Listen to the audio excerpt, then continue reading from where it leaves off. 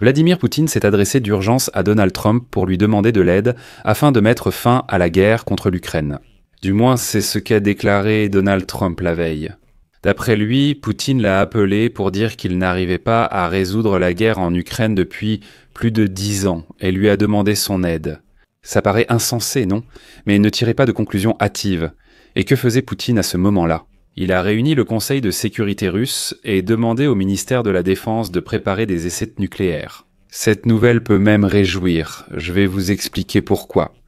Donald Trump a passé près d'1 an à tenter de convaincre Poutine d'accepter des négociations, ou bien l'affaiblir à un point tel que la Russie serait obligée d'accepter la fin de la guerre. Mais Trump misait sur des relations personnelles avec Poutine, ce qui était une erreur, et voilà que Trump a trouvé le point sensible de Poutine. D'un côté, Trump impose des sanctions contre les géants pétroliers russes, ce qui a déjà entraîné une chute des revenus de 30% en octobre. Et d'un autre côté, Trump entraîne Poutine dans une course aux armements qui coûtera très cher au budget russe. Mais l'armée russe ne pourra jamais devenir plus forte que l'armée américaine. Et donc, dans cette optique, la déclaration de Trump selon laquelle Poutine lui a demandé de l'aide il y a 2 semaines ne semble plus aussi insensée. Je m'appelle Alexei Pichi. Discutons de ce sujet de manière approfondie. Mais avant de commencer, je vous demande de vous abonner à cette chaîne, de mettre un like, d'écrire un commentaire détaillé sous cette vidéo et de vous abonner à ma chaîne Telegram Pichi News. Le lien est dans la description, où nous publions les actualités en temps réel. Et si vous souhaitez soutenir le travail de cette chaîne YouTube, vous pouvez le faire via un don ou un abonnement payant, en tant que sponsor. Vous pouvez le faire via le lien et les coordonnées fournies. Dans la description, il est écrit « Soutenir la chaîne Alexei Pichi ». Choisissez l'option qui vous convient le mieux. Je vous serai reconnaissant pour tout soutien de votre part. Le président américain Donald Trump a affirmé que Vladimir Poutine lui aurait demandé de résoudre la guerre en Ukraine lors de leur dernier échange téléphonique. Lors de son intervention au Forum d'affaires américain à Miami, Donald Trump a déclaré, je cite, « Ils ont essayé de régler cette guerre pendant 10 ans et n'ont pas pu le faire.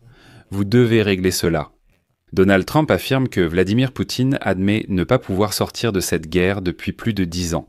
Cependant, il ne faut pas se faire d'illusions. Vladimir Poutine veut mettre fin à la guerre à ses conditions. Donald Trump a ajouté qu'il avait réglé certaines de ces questions en 1 heure, mais il n'a pas précisé de quels accords il s'agissait exactement. Et en même temps, Donald Trump a critiqué l'Organisation des Nations Unies, l'accusant d'une totale inaction dans le règlement de la guerre russo-ukrainienne et d'autres conflits, qu'il affirme avoir arrêté après son retour à la Maison-Blanche en janvier 2025. Eh bien, ces fameuses 8 guerres.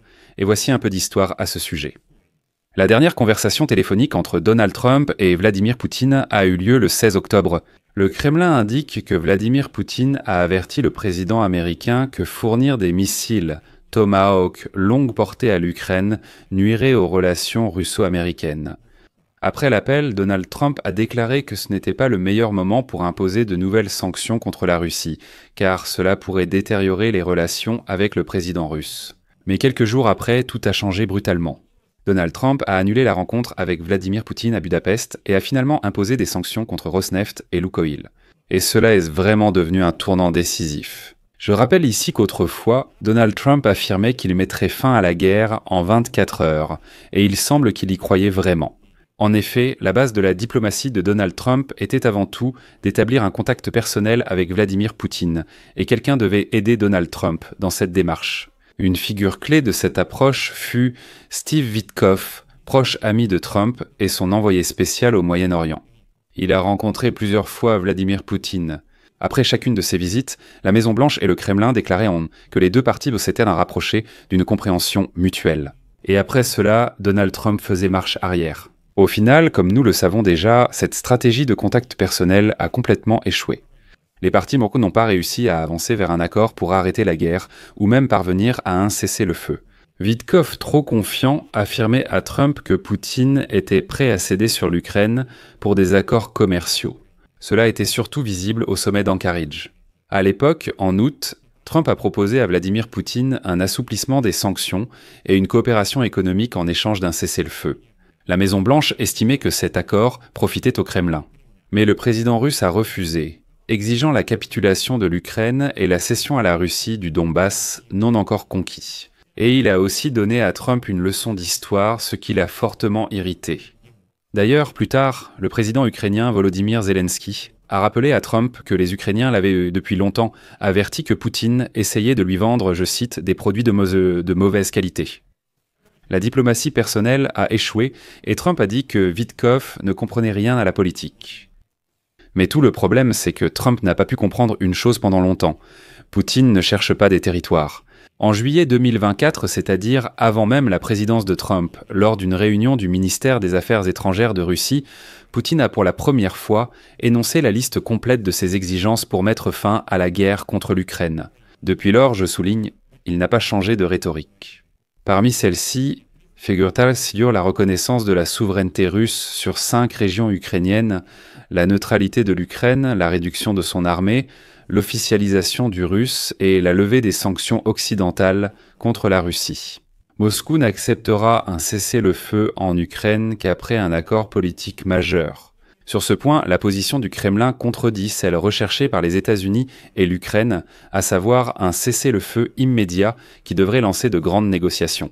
Après le sommet en Alaska, Donald Trump a temporairement abandonné cette idée, mais il exige à nouveau maintenant l'arrêt des combats sur la ligne de front.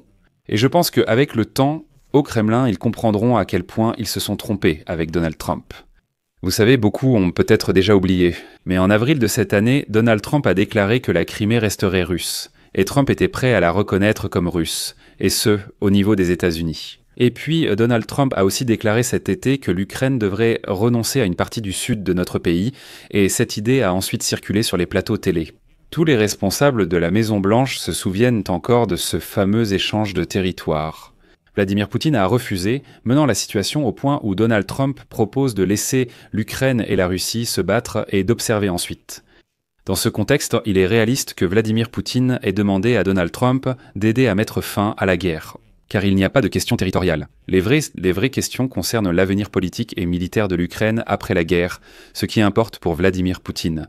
Ce sujet concerne les garanties de sécurité pour l'Ukraine, les livraisons d'armes et l'organisation politique du pays après la guerre. Et Washington n'arrive toujours pas à trouver un terrain d'entente avec Moscou et Vladimir Poutine peut demander à Donald Trump de pousser l'Ukraine à une capitulation de fait. Mais vous savez, il est déjà trop tard pour le Kremlin sur cette question. Et en principe, les dernières semaines montrent que l'Ukraine a réussi à relancer ses relations avec Donald Trump. La tâche de Kiev et de ses alliés européens consiste à convaincre Washington que la capitulation que Vladimir Poutine cherche en réalité porterait un préjudice irréparable à la sécurité européenne et, par conséquent, aux intérêts américains. Et maintenant, le plus étonnant, l'obstination de Vladimir Poutine a mené à une situation où, à la Maison-Blanche, les 2 principaux responsables politiques en charge de la question ukrainienne sont le secrétaire d'État Marco Rubio et, qui l'aurait cru, le vice-président américain J.D. Vance. Dans le même temps, en Europe, les diplomates admettent qu'ils comptaient sur le fait que Donald Trump finirait tôt ou tard par conclure qu'il est impossible de traiter avec Vladimir Poutine.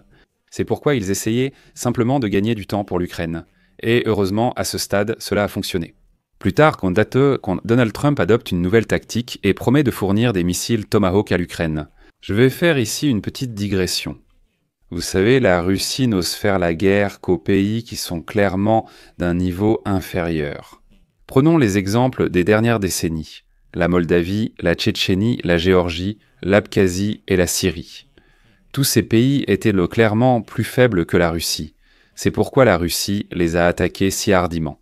Mais dès qu'il y a au moins une parité, la Russie s'effondre immédiatement. Voilà pourquoi la Russie s'est enlisée dans la guerre contre l'Ukraine. L'adversaire était plus fort. Mais comme vous le voyez, la parité n'est toujours pas atteinte. Même dans cette situation, la Russie ne peut plus gagner. Et voilà que Trump déclare ouvertement « Je vais donner des Tomahawks à l'Ukraine, vous serez plus ou moins au même niveau. » Et alors, nous verrons comment Poutine osera mener la guerre contre un adversaire qui a désormais la capacité de frapper Moscou avec des missiles, tout comme Moscou peut frapper Kiev avec des missiles. L'idée était d'obtenir des concessions de Poutine, sinon l'Ukraine aurait des Tomahawks. Poutine s'est agité et a urgemment demandé à parler avec Trump, comme vous vous en souvenez. Après la conversation du 16 octobre entre Poutine et Trump, la Russie semblait avoir apaisé la situation. La décision sur les Tomahawks a été reportée. Mais peu après l'annonce de l'échec du sommet de Budapest, la patience de Trump a atteint ses limites. Pour la première fois en 9 mois de présidence, les États-Unis ont sanctionné la Russie, visant Rosneft et Lukoil, principales compagnies pétrolières. Et c'est là qu'une nouvelle page commence. Aujourd'hui, le ministère des Finances russe a annoncé que les revenus pétroliers et gaziers du budget ont chuté d'environ 30% en octobre. Je rappelle que les sanctions ne sont même pas encore pleinement en vigueur. Mais Donald Trump a décidé d'utiliser une tactique éprouvée de longue date.